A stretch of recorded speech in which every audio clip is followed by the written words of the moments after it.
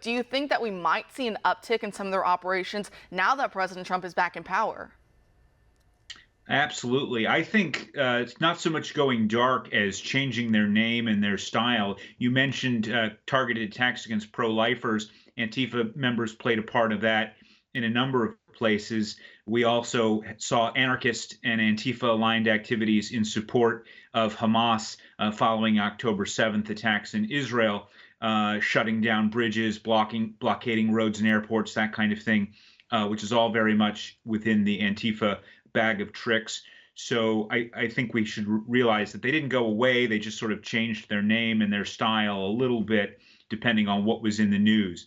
Obviously, one of their big issues is going to probably be immigration. We saw some protests outside Portland ICE facilities already. That's sort of an inkling of the direction they're probably going to go. If the president does move forward with some of these executive orders, some of the things he has said he wants to do on the border, I would absolutely anticipate that being on the top of their list. They're going to find it hard not to respond to that.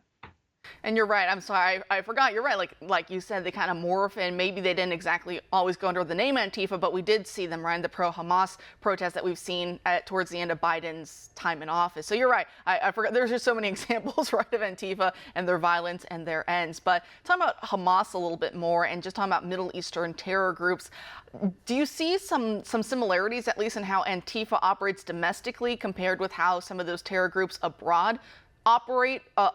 These small cells that work together, they're highly coordinated together, receiving some outside funding, that they do attacks, they do a hit, and then they run and they hide. And so it makes it very hard for when it comes to conventional warfare, right? That's been our issue with these insurgency groups. It's very hard to meet that challenge with the tools that we currently have. So do you see some similarities in how these groups operate?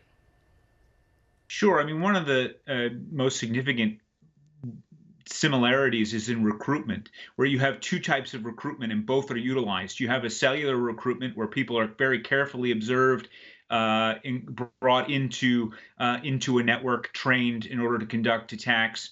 This is sort of the standard pre-9/11 concept of terrorism. But then you also have this sort of ISIS-style self-radicalization, self-recruitment, where individuals take it upon themselves to conduct actions. They may read Antifa literature on various websites, which give them instructions on how to do things like build improvised explosives from commercial fireworks, and then take that information that they gain online and then use it.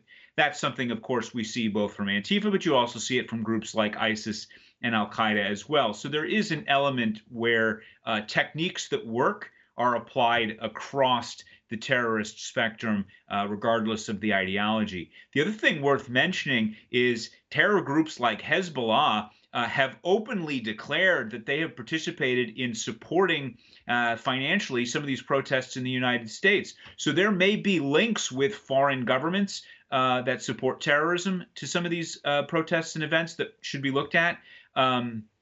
And crossovers in relationship. One crossover in relationship worth looking at, for example, would be ties to the Popular Front for the Liberation of Palestine. It's a Palestinian terror group that, if you go all the way back to the 1970s, has always had very close ties and relationship to communist terror groups operating in Western Europe and in North America. And during the pro-Hamas protests, we saw a big increase in propaganda supporting the PFLP.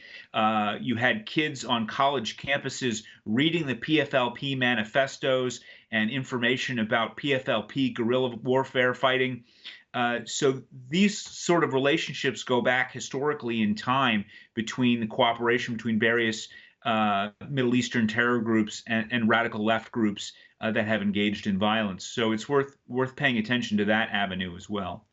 And you're exactly right. Like you said, it provides a lot for President Trump's new administration. Should they choose to tackle this, it provides a lot of fodder for them to be able to investigate, get their teeth in, and start uncovering these networks even more so than we're seeing at the local level, and really start to tear them apart.